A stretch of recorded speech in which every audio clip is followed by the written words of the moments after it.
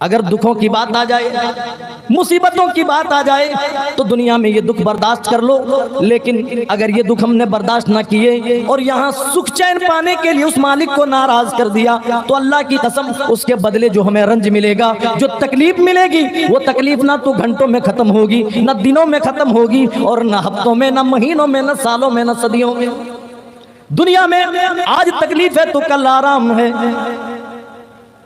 اندھیرے کے بعد اجالا آتا ہے، ہر غم کے بعد خوشی آتی ہے، لیکن وہاں جو غم میں مبتلا آئے گا اس غم کے بعد کوئی خوشی آنے والی نہ ہوگی۔ سب سے پہلی کوشش ہماری یہ ہونی چاہیے، چاہے دنیا میں ہمیں دکھوں والی زندگی گزارنی پڑ جائے، یہ تو چند روزہ ہے، ہم گزار لیں گے،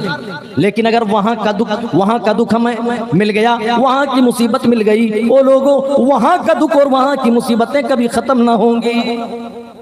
دنیا میں آ جائے تو برداشت کر لو، آدمی خود سوچتا ہے ارے دنیا ہے، 4 اچھے دن گزر گئے، 4 برے بھی گزر جائیں گے،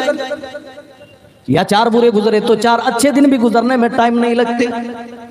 اور میرے ساتھیوں ذرا غور تو کرو،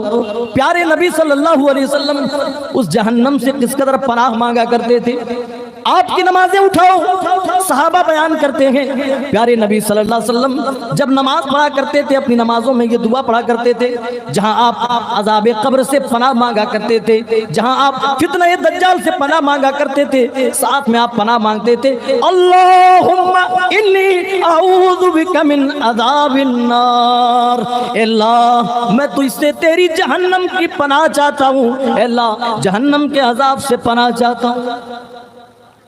پیارے نبی صلی اللہ علیہ وسلم معصوم عن الخطا ہیں، پھر بھی جہنم سے پناہ طلب کر رہے ہیں۔ او میرے ساتھیوں ہماری پوری زندگی گزر گئی، ذرا غور تو کرو، خود کا محاسبہ تو کرو، چیک تو کرو، تم نے جہنم سے پناہ اللہ کی بارگاہ میں کب تک مانگی اور کب مانگی ہے؟ رمضان المبارک جیسا مقدس مہینہ گزر گیا، وہ جہنم سے آزادی کا مہینہ تھا، جہنم سے پناہ لینے کا مہینہ تھا۔ اس مقدس مہینے میں بھی رب کی بارگاہ میں جہنم سے ہم نے پناہ نہیں مانگی، اور پیارے نبی غلطیوں سے معصوم ہے پھر بھی اپنی دعاؤں میں یاد کر رہے ہیں، جہنم کو نہیں بھول رہے ہیں اور اللہ سے پناہ طلب کر رہے ہیں۔ اللہم انی اعوذ بک من عذاب جہنم، اللہم انی اعوذ بک من عذاب النار۔